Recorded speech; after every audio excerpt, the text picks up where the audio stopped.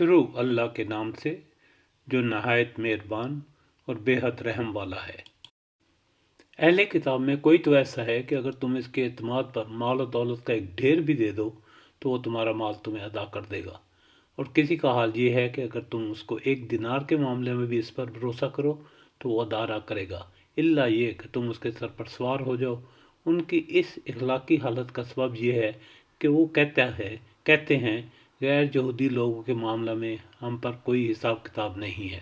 اور یہ بات وہ محض جھوٹ گھڑ کر اللہ کی طرف منسوب کرتے ہیں، حالانکہ انہیں معلوم ہے کہ اللہ نے ایسی کوئی بات نہیں فرمائی، آخر کیوں ان سے بات پرسنا ہوگی۔ جو بھی اپنے عہد کو پورا کرے گا اور برائی سے بچ کر رہے گا